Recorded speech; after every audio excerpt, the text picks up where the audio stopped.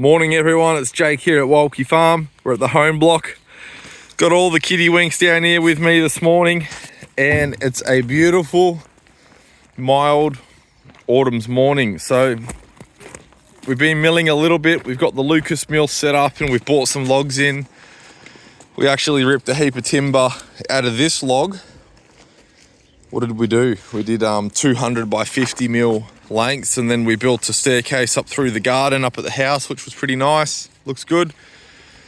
Took a level off this morning and just finding a bit of a crack between these two trunks. That's the center of the tree, just where it split out. So I'm gonna mill 2x4s or 100 by 50s all around it vertically. I'm gonna try take a big square post out of the middle, give it a heap of size, just to try give it some strength, but that might just end up being firewood, which is fine. Once that log's done, we've got this big one. This is probably a 5-ton log. Bit of rod in the middle, but there'll be heaps of nice timber up around here just for structural farm use, chook sheds and pig huts and odd jobs, maybe some fence posts. Here's some of the stuff that we've milled that we haven't used around the farm. As you can see, that's just where we found that center rock, but otherwise these boards are coming out pretty nice. I don't know if I can.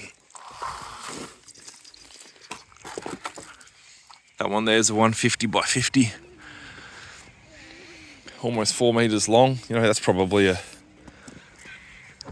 $200 plus board. All different lengths for different applications.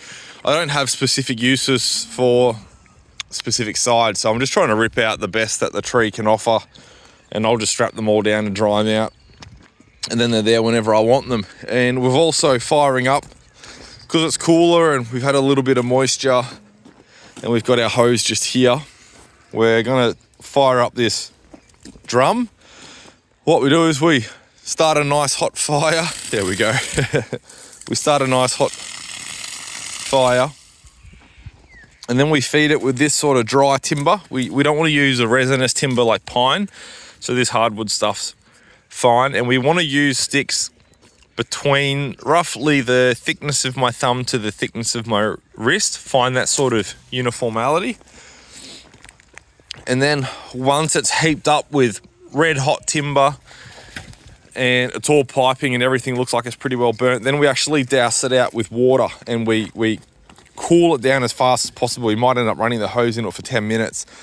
You want it cold enough so you can bury your hand in it. Now, we mightn't test it like that because we don't want to make an accident, but the idea of doing that is we stop the burning and we end up with a tub full of biochar, and I use that as a feed stuff for my pigs, cattle and chickens. The cattle quite like it. If you crush it up small, the chickens peck away at it, but the pigs seem to really love it, and we're starting to run low. So through winter, I like to keep this drum going a couple times a week, and I take all the biochar that we make and I fill up wheelie bins, and then I rely on that stock to get me through the rest of the year, because it is quite expensive stuff to buy.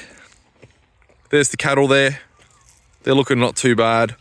A few of the older wet cows with the bigger calves on them losing a bit of nick, but the heifers are still nice and fat, just feeding them barley, straw and a bale of lucerne every couple of days. But that's a bit of a farm update. Have a good one.